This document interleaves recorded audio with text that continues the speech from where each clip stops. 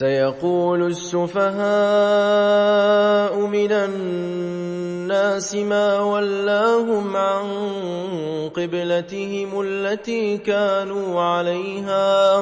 قل لله المشرق والمغرب يهدي من يشاء إلى صراط مستقيم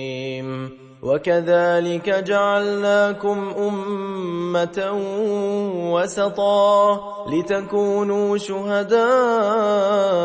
على الناس ويكون الرسول عليكم شهيدا وما جعلنا القبلة التي كنت عليها إلا لنعلم من يتبع الرسول ممن ينقلب على عقبيه وإن كانت لكبيرة إلا على الذين هدى الله وما كان الله ليضيع إيمانكم إن الله بالناس لرءوف رحيم قد نرى تقلب وجهك في السماء فلنولينك قبلة ترضاها فول وجهك شطر المسجد الحرام وحيث ما كنتم فولوا وجوهكم شطره وإن الذين أوتوا الكتاب ليعلمون أنه الحق من ربهم وما الله بغافل عما يعملون ولئن أتيت الذين أوتوا الكتاب بكل آية ما تبعوا قبلتك وما أنت بتابع قبلتهم وما بعضهم بتابع قبلة بعض ولئن اتبعت أهواءهم من بعد ما جاءك من العلم إنك إذا لمن الظالمين الذين آتيناهم الكتاب يعرفونه كما يعرفون أبناءهم وإن فريقا منهم ليكتمون الحق وهم يعلمون الحق من ربك فلا تكونن من الممترين ولكل وجهة هو موليها فاستبقوا الخيرات أينما تكونوا يأت بكم الله جميعا إن الله على كل شيء قدير ومن حيث خرجت فول وجهك شطر المسجد الحرام وإنه للحق من ربك وما الله بغافل عما تعملون ومن حيث خرجت فول وجهك شطر المسجد الحرام وحيث ما كنتم فولوا وجوهكم شطره لئلا يكون للناس عليكم حجة إلا الذين ظلموا منهم فلا تخشوهم واخشوني ولأتم نعمتي عليكم ولعلكم تهتدون كما أرسلنا فيكم رسولا منكم يتلو عليكم آياتنا ويزكيكم ويعلمكم الكتاب والحكمة ويعلمكم ما لم تكونوا تعلمون فاذكروني أذكركم واشكروا لي ولا تكفرون يا أيها الذين آمنوا استعينوا بالصبر والصلاة إن الله مع الصابرين ولا تقولوا لمن يقتل في سبيل الله أموات بل أحياء ولكن لا تشعرون ولنبلونكم بشيء من الخوف والجوع ونقص من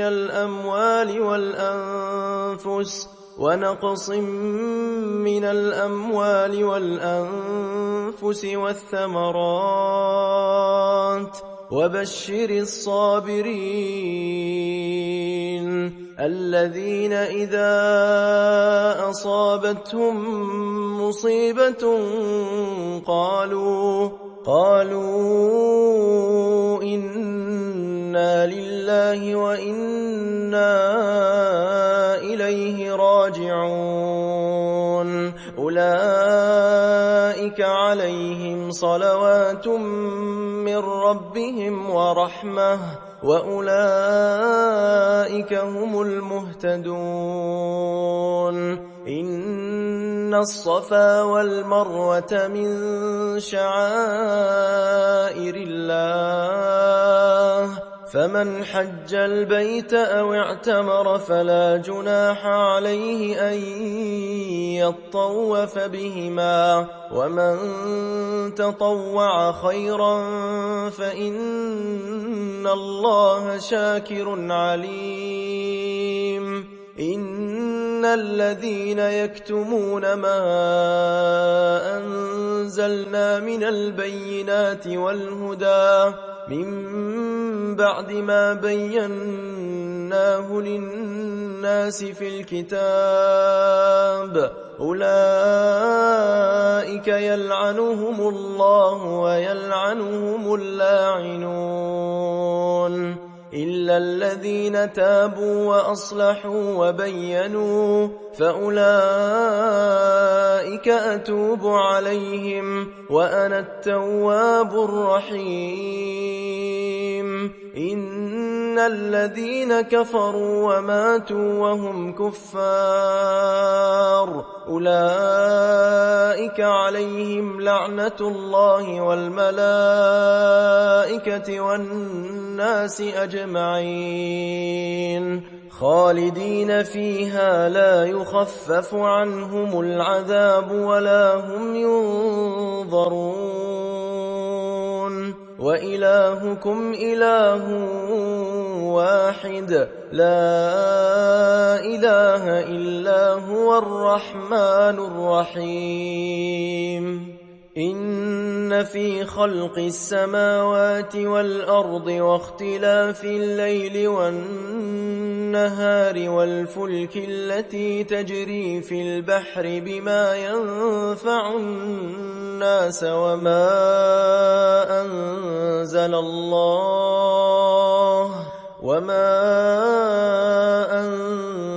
الله من السماء من ماء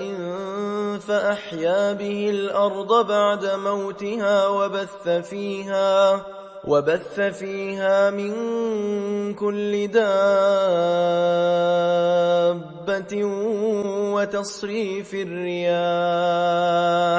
وتصريف الرياح والسحاب المسخر بين السماء والأرض لآيات لقوم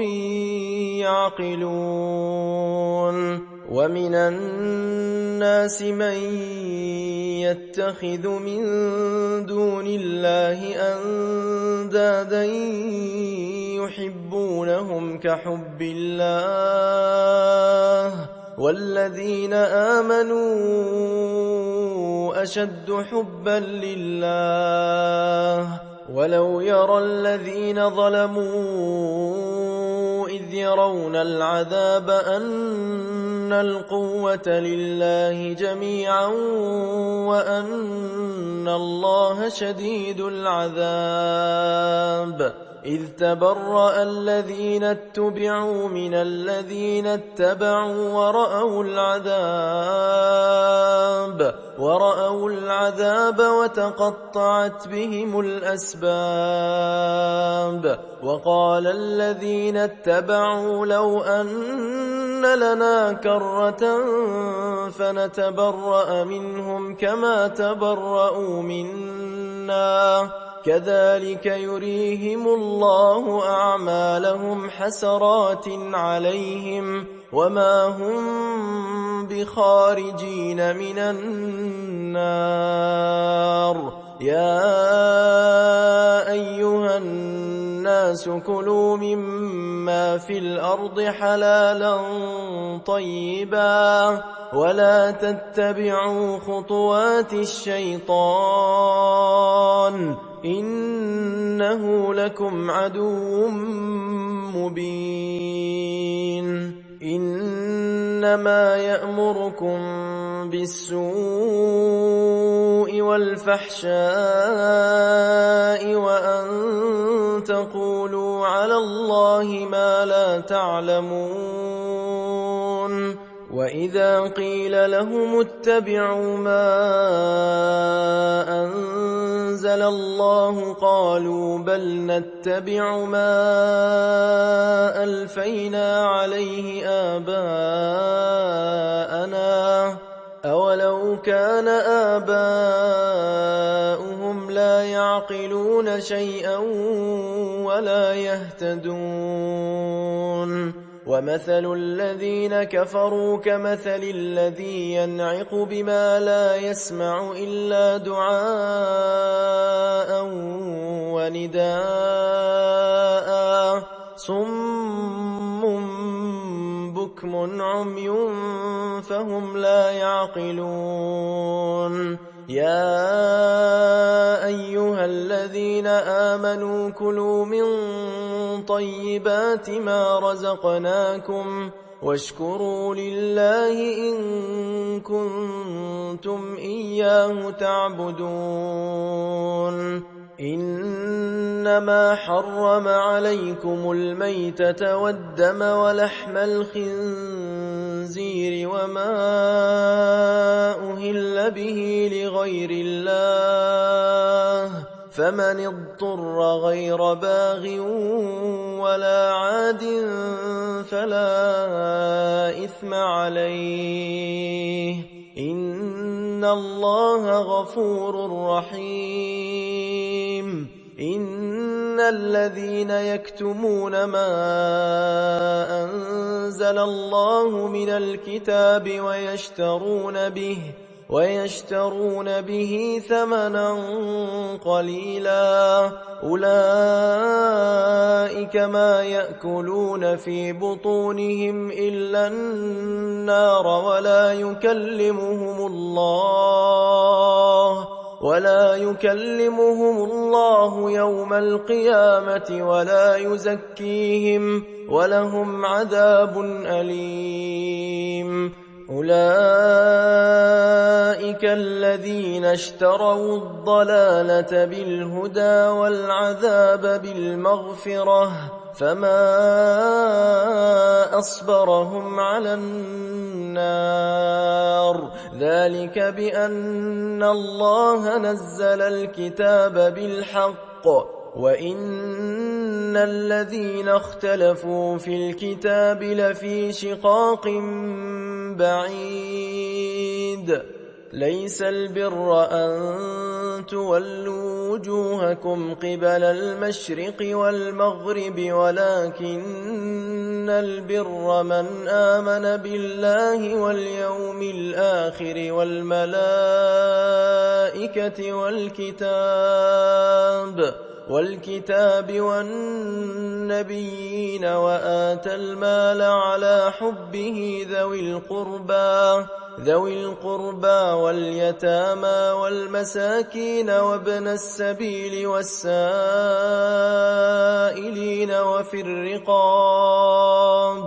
وفي الرقاب وأقام الصلاة وآتى الزكاة والموفون بعهدهم إذا عاهدوا والصابرين في البأساء والضراء وحين البأس أولئك الذين صدقوا وأولئك هم المتقون يا أيها الذين آمنوا كتب عليكم القصاص في القتلى الحر بالحر والعبد بالعبد والأنثى بالأنثى فمن عفي له من أخيه شيء فاتباع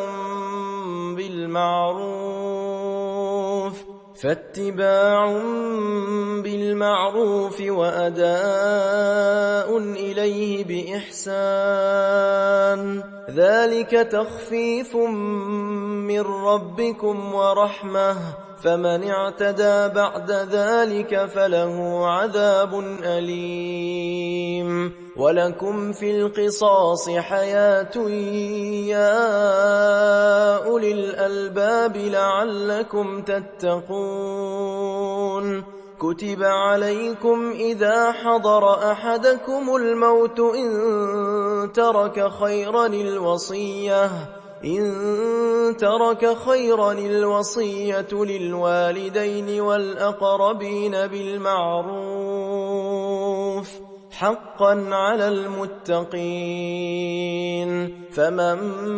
بدله بعدما سمعه فإنما إثمه على الذين يبدلونه إن الله سميع عليم فمن خاف من موص جنفا أو إثما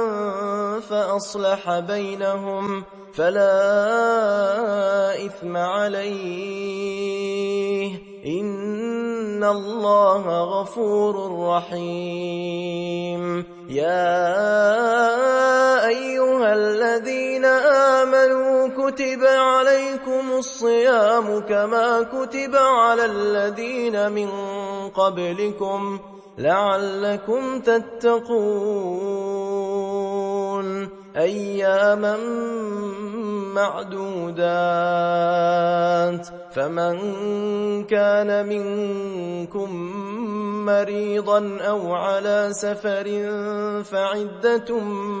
من أيام أخر وعلى الذين يطيقونه فدية طعام مسكين فمن تطوع خيرا فهو خير له وأن تصوموا خير لكم إن كنتم تعلمون شهر رمضان الذي أنزل فيه القرآن هدى للناس وبينات من الهدى والفرقان فمن شهد منكم الشهر فليصمه ومن كان مريضا أو على سفر فعدة من أيام أخر يريد الله بكم اليسر ولا يريد بكم العسر ولتكملوا العدة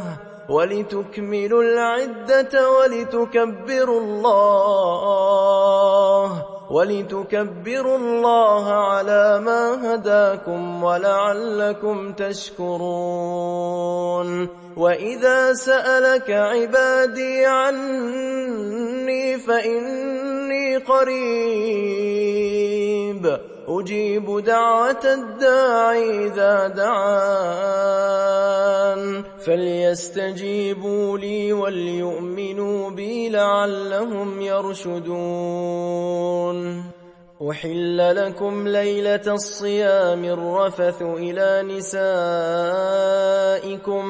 هن لباس لكم وأنتم لباس لهن علم الله أنكم كنتم تختانون أنفسكم فتاب عليكم وعفى عنكم فالآن باشروهن وابتغوا ما كتب الله لكم وكلوا واشربوا حتى يتبين لكم الخيط الأبيض من الخيط الأسود من الفجر ثم أتموا الصيام إلى الليل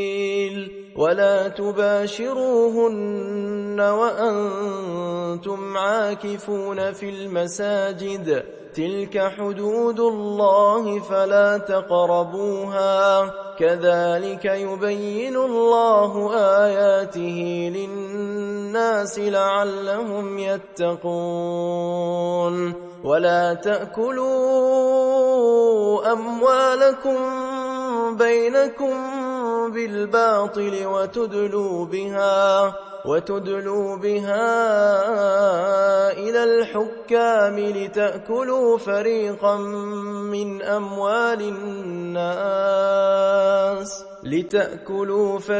من أموال الناس بالإثم وأنتم تعلمون يسألونك عن الأهلة قل هي مواقيت للناس والحج وليس البر بأن تأتوا البيوت من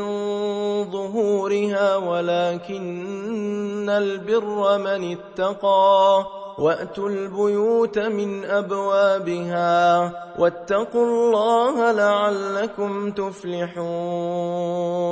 وقاتلوا في سبيل الله الذين يقاتلونكم ولا تعتدوا إن الله لا يحب المعتدين واقتلوهم حيث ثقفتموهم وأخرجوهم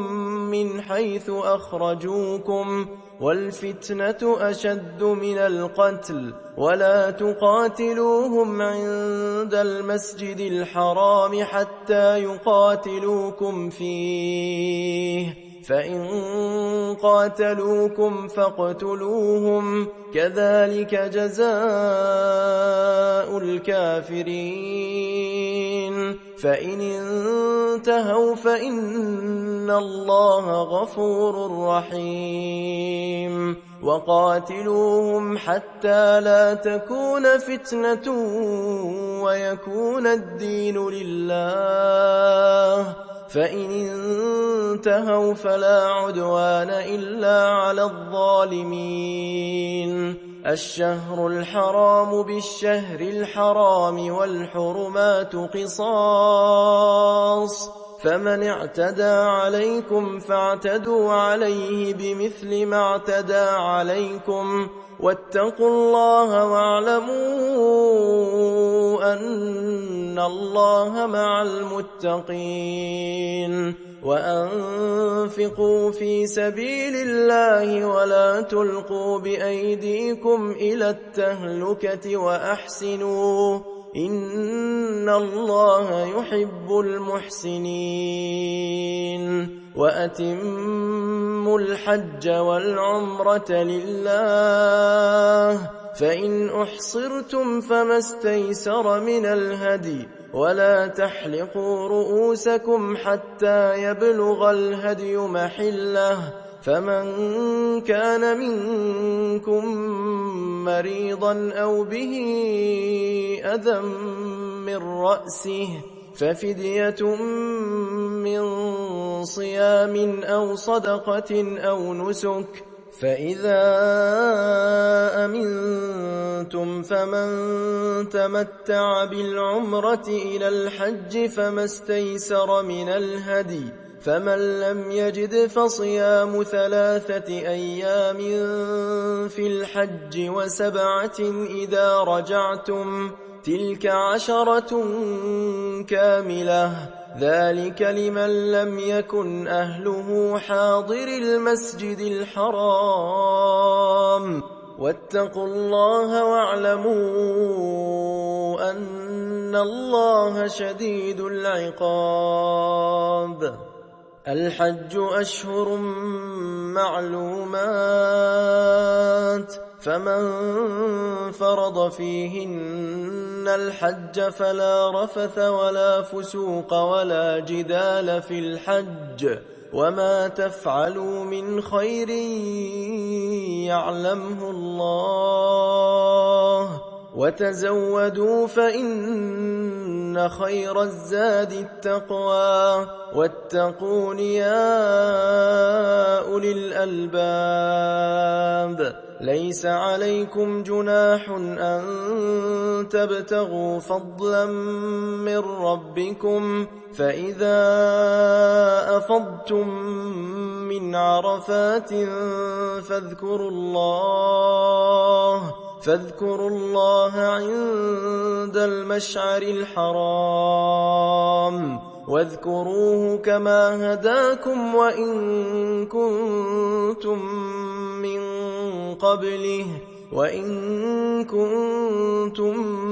من قبله لمن الضالين ثم أفيضوا من حيث أفاض الناس واستغفروا الله إن الله غفور رحيم فإذا قضيتم مناسككم فاذكروا الله كذكركم آباءكم أو أشد ذكرا فمن الناس من يقول ربنا آتنا في الدنيا وما له في الآخرة من خلاق ومنهم من يقول ربنا آتنا في الدنيا حسنة وفي الآخرة حسنة وقنا عذاب النار أولئك لهم نصيب مما كسبوا والله سريع الحساب واذكروا الله في أيام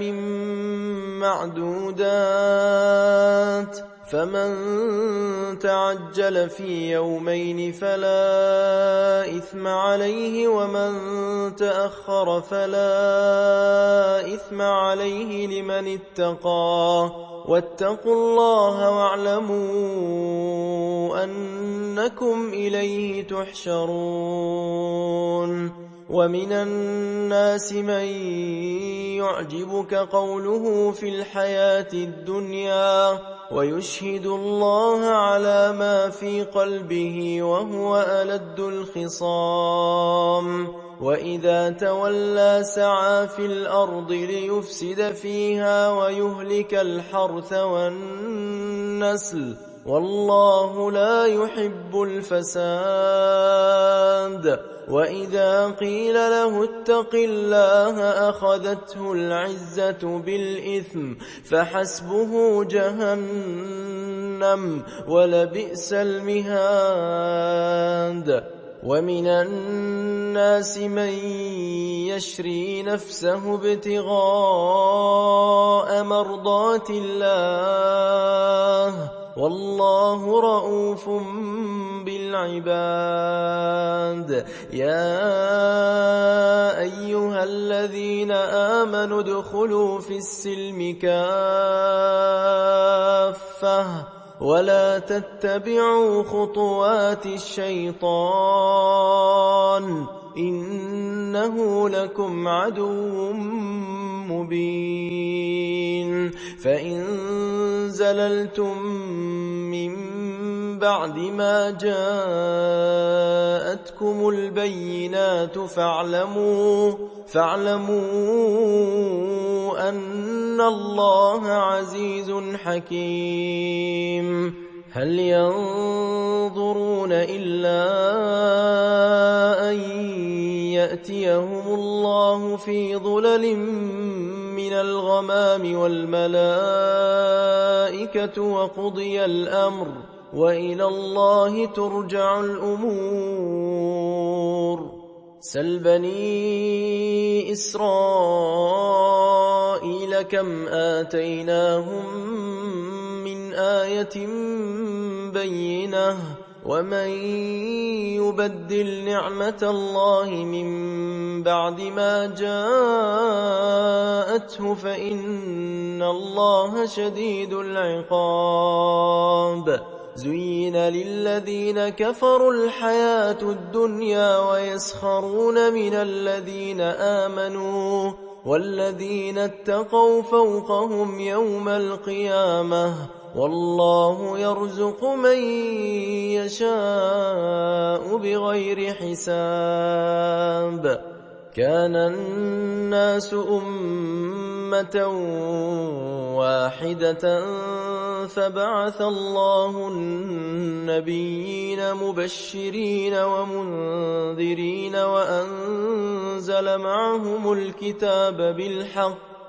وأنزل معهم الكتاب بالحق ليحكم بين الناس فيما اختلفوا فيه وما اختلف فيه إلا الذين أوتوه من بعد ما جاءتهم البينات بغيا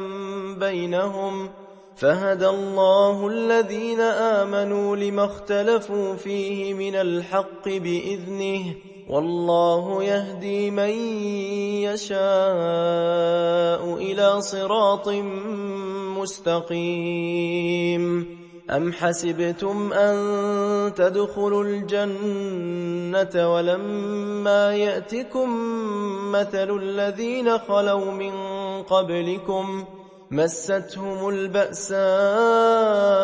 والضراء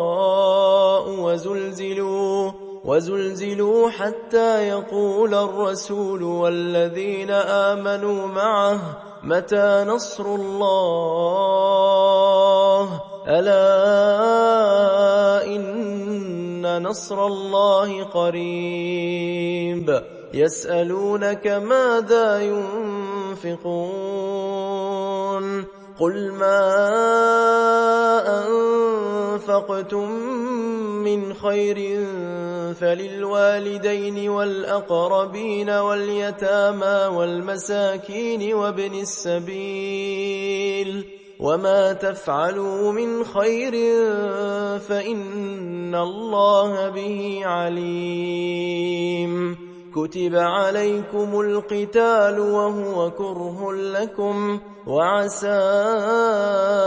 أن تكرهوا شيئا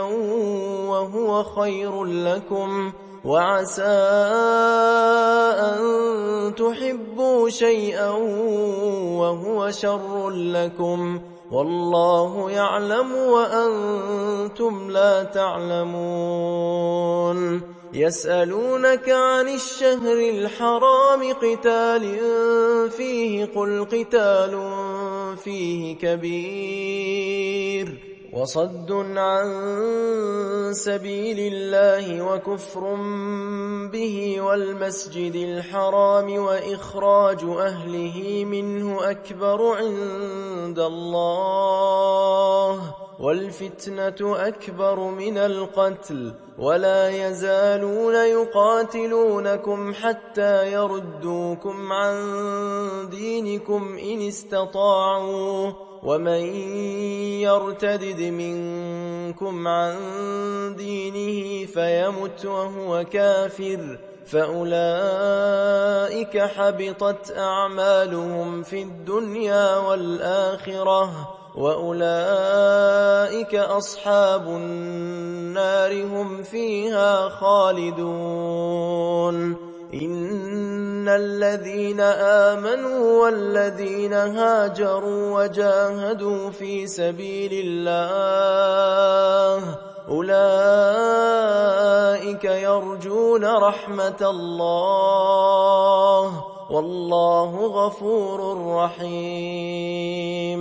يسألونك عن الخمر والميسر قل فيهما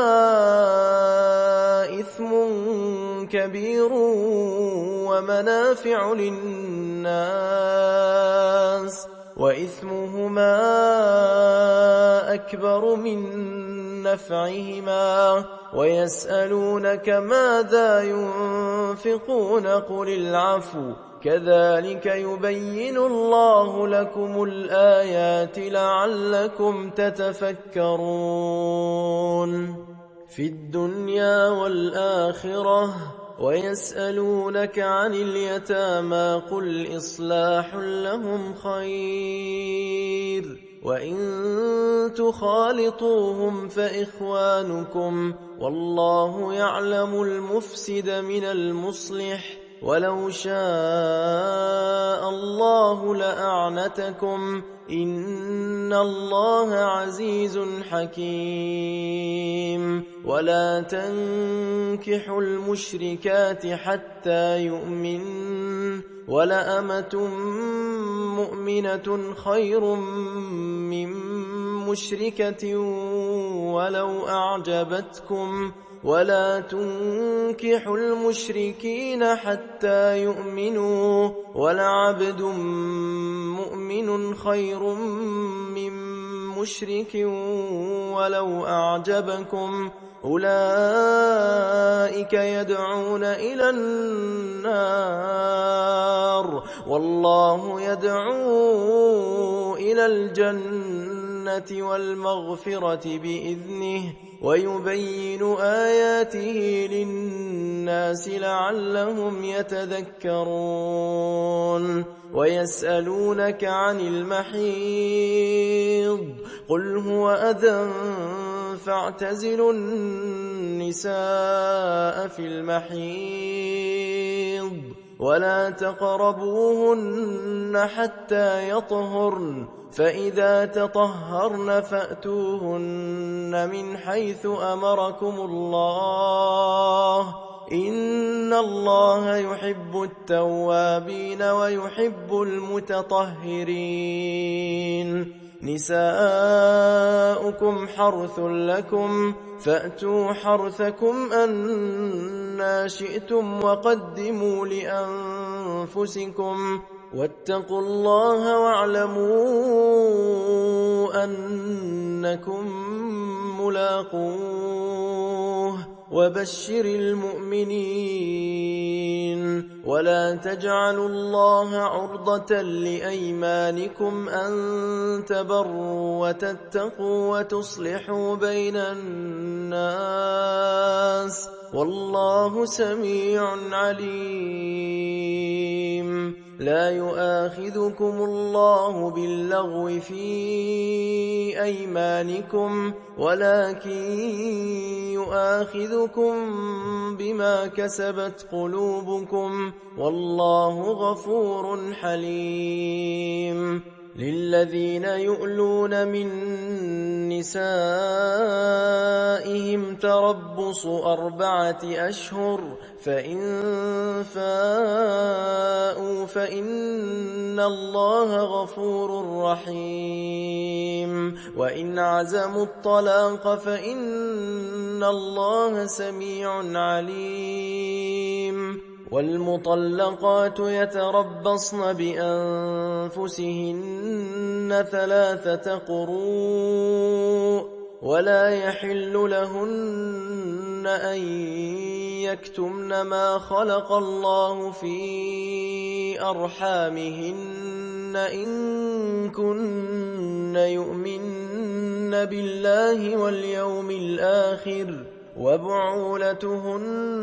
أحق بردهن في ذلك إن أرادوا إصلاحا ولهن مثل الذي عليهن بالمعروف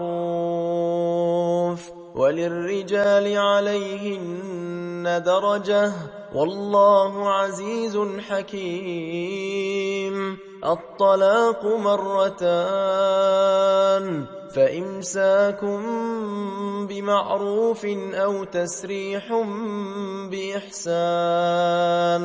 ولا يحل لكم أن تأخذوا مما آتيتموهن شيئا إلا أن يخافا ألا يقيما حدود الله فإن خفتم ألا يقيما حدود الله فلا جناح عليهما فيما افتدت به، تلك حدود الله فلا تعتدوها، ومن يتعد حدود الله فأولئك هم الظالمون. فإن طلقها فلا تحل له من بعد حتى تنكح زوجا غيره، فإن طلقها فلا جناح عليهما أن يتراجعا إن ظنا أن يقيما حدود الله، وتلك حدود الله يبينها لقوم يعلمون. وإذا طلقتم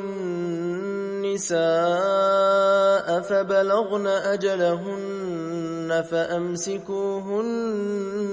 بمعروف أو سرحوهن بمعروف، ولا تمسكوهن ضرارا لتعتدوا، ومن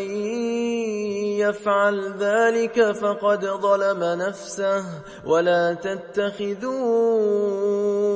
آيات الله هزوا، واذكروا نعمة الله عليكم وما أنزل عليكم من الكتاب والحكمة يعظكم به، واتقوا الله واعلموا أن الله بكل شيء عليم. وإذا طلقتم النساء فبلغن أجلهن فلا تعضلوهن أن ينكحن أزواجهن إذا تراضوا بينهم بالمعروف، ذلك يوعظ به من كان منكم يؤمن بالله واليوم الآخر، ذلكم أزكى لكم وأطهر، والله يعلم وأنتم لا تعلمون. والوالدات يرضعن أولادهن حولين كاملين لمن أراد أن يتم الرضاعة، وعلى المولود له رزقهن وكسوتهن بالمعروف، لا تكلف نفس إلا وسعها، لا تضار والدة بولدها ولا مولود له بولده، وعلى الوارث مثل ذلك، فإن أرادا فصالا عن تراض منهما وتشاور فلا جناح عليهما. وإن أردتم أن تسترضعوا أولادكم فلا جناح عليكم إذا سلمتم ما آتيتم بالمعروف، واتقوا الله واعلموا أن الله بما تعملون بصير. والذين يتوفون منكم ويذرون أزواجا يتربصن بأنفسهن 4 أشهر و10، فإذا بلغن أجلهن فلا جناح عليكم فيما فعلن في أنفسهن بالمعروف، والله بما تعملون خبير. ولا جناح عليكم فيما عرضتم به من خطبة النساء أو أكننتم في أنفسكم علم الله أنكم ستذكرونهن ولكن لا تواعدوهن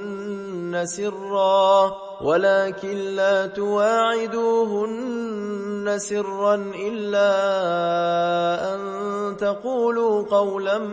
معروفا ولا تعزموا عقدة النكاح حتى يبلغ الكتاب أجله واعلموا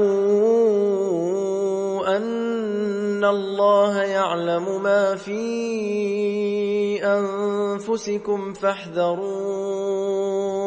واعلموا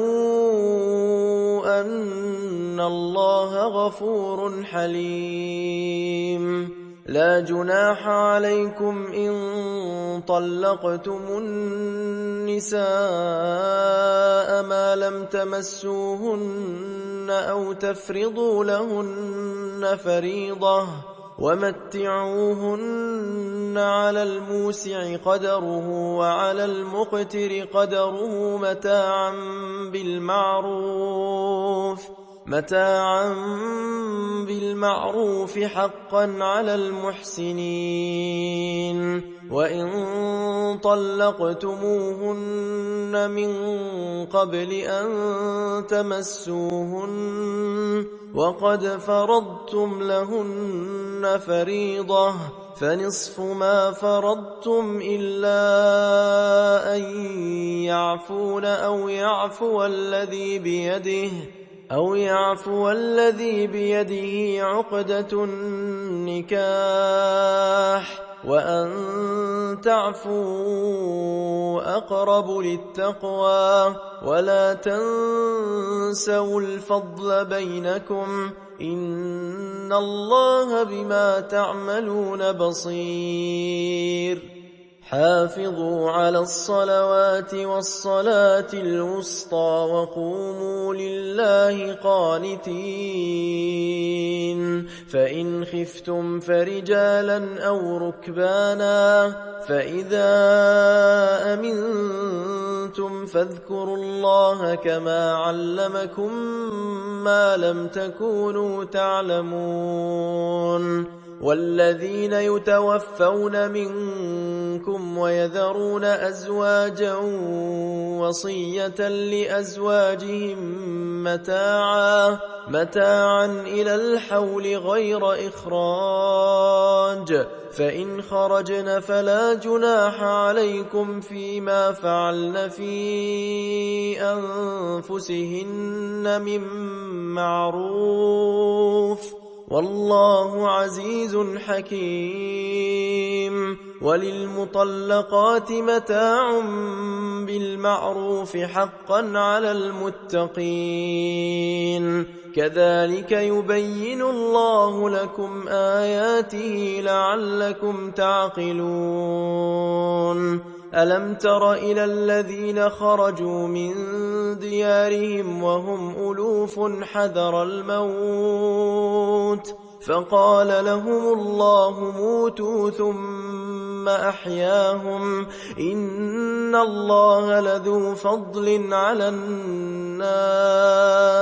ولكن أكثر الناس لا يشكرون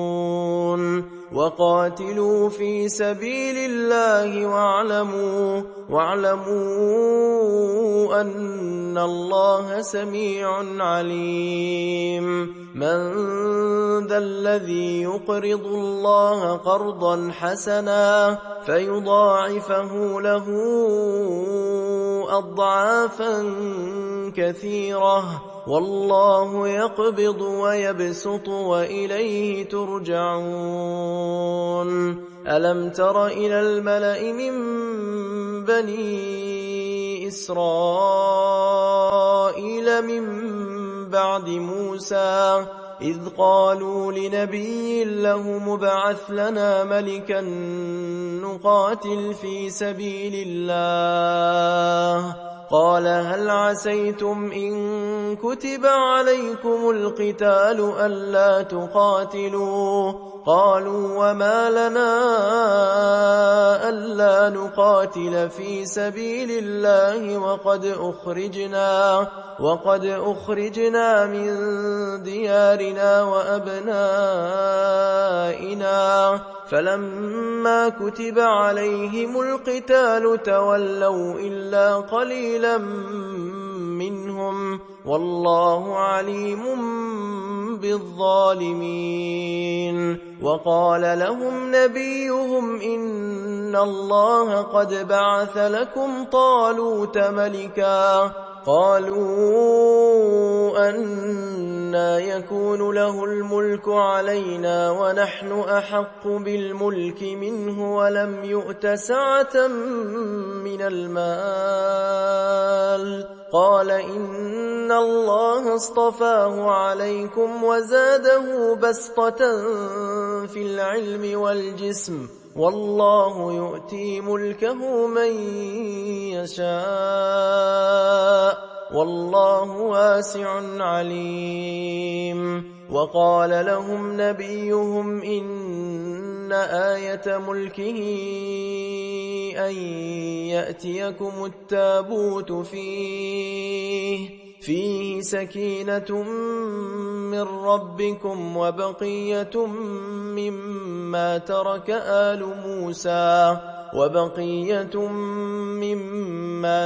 آل موسى وآل هارون تحمله الملائكة إن في ذلك لآية لكم إن كنتم مؤمنين. فلما فصل طالوت بالجنود قال إن الله مبتليكم بنهر فمن شرب منه فليس مني ومن لم يطعمه فإنه مني إلا من اغترف غرفة بيده فشربوا منه إلا قليلا منهم فلما جاوزه هو والذين آمنوا معه قالوا لا طاقة لنا اليوم بجالوت وجنوده قال الذين يظنون أنهم ملاقو الله كم من فئة قليلة غلبت فئة كثيرة بإذن الله والله مع الصابرين. ولما برزوا لجالوت وجنوده قالوا ربنا أفرغ علينا صبرا وثبت أقدامنا وانصرنا على القوم الكافرين. فهزموهم بإذن الله وقتل داود جالوت وآتاه الله الملك والحكمة وعلمه مما يشاء ولولا دفع الله الناس بعضهم ببعض لفسدت الأرض ولكن الله ذو فضل على العالمين. تلك آيات الله نتلوها عليك بالحق وإنك لمن المرسلين.